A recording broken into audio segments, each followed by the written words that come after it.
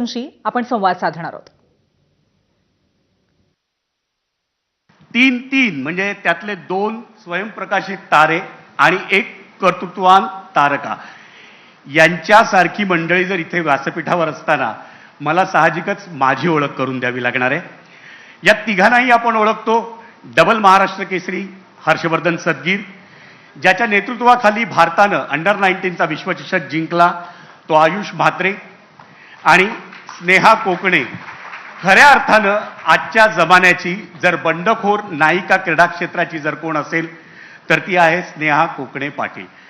आणि ladies first किंबहुना ladies always first असं म्हणून मला सुरुवात स्नेहापासून करायची आहे.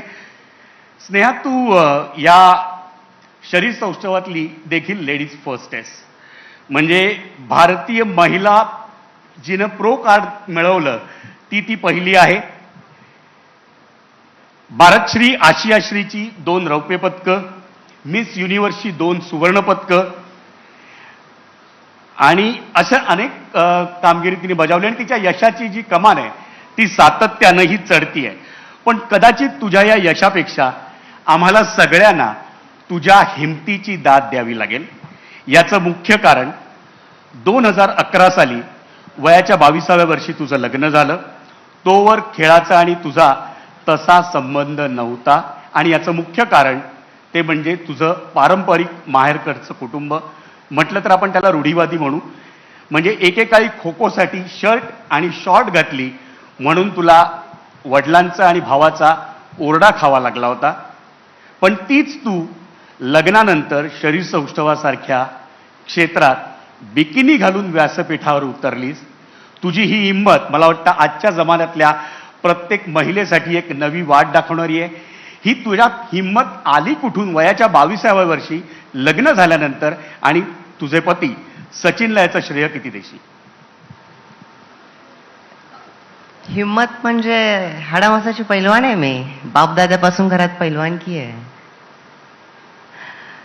आणि 100% सचिनला मी त्याचं क्रेडिट देते. तो सुद्धा एक खेळाडू आहे, 5th Dan ब्लॅक बेल्ट आहे, NIS कोच आहे. सचिनला क्रेडिट देण्याचं कारण एवढंच की लग्न झाल्यावर सचिनने माझ्या हातात लाटणं पोलपाट नाही दिलं. माझं अतिशय लहान घर आहे आजही. हॉल आणि किचन मधला जो पॅसेज आहे ना, तिथे सचिनने पंचिंग बॅग लावली आणि तिथून माझी कराटे प्रशिक्षणासाठी सुरुवात झाली. मी 6 वर्षामध्ये कराटेचा ब्लॅक बेल्ट हा सिलेबस कंप्लीट केला, पण मी सेल्फ डिफेन्स एक्सपर्ट सुद्धा झाली. तुम्हाला तर माहिती आहे काळाची गरज आहे. प्रत्येक स्त्रीच्या मनगटामध्ये ताकद पाहिजे. ती ताकद निर्माण करून देण्यापाठीमागे सर्वात जास्त जर कोणाचा हात असेल तो माझा नवरा सचिनचाच आहे. खऱ्या अर्थानं एक वेगळी वाट चोखाळलीस.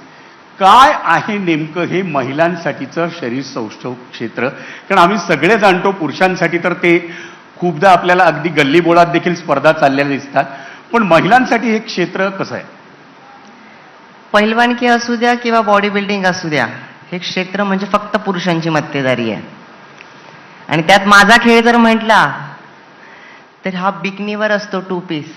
आजही मी तुम्हाला सांगते, मला तर अनेक वर्ष झाले, पण पुरुषांची सोडा, आम्हा महिलांची सुद्धा मानसिकता नाही आहे की एका स्त्रीला, आणि आमच्या स्पर्धा या चौकात होतात, कुठेही असतात, कुठल्याही गावखेड्यामध्ये कोणीही ह्या स्पर्धा भरवतात, तर हा 2 पीस वरती गेम असतो.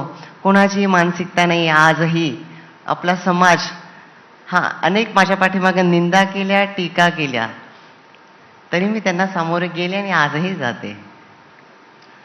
काय अशी तुला टीका सहन करावी लागली ज्याला तू उत्तर शब्दांनी नाही दिलंस पण तुझ्या कामगिरीने दिलंस? मी त्यांना कधीच उत्तर नाही दिलं, कारण मला माहिती आहे ते फक्त तोंड वाजवू शकता आणि मी स्पर्धा गाजवू शकते. कारण महाराष्ट्र श्री, पुन्हा श्री, भारत श्री 2 वेळा गोल्ड मेडल आहे मला. माझ्याकडे कधी हो वेळ आहे यांना उत्तरं देण्यासाठी. मी उत्तरं त्यांना माझ्या स्पर्धेतनं दिलं. मला हर्षवर्धन तुझ्याकडे यायचंय. 2019 नंतर पुन्हा एकदा आज 2026 आहेस. तू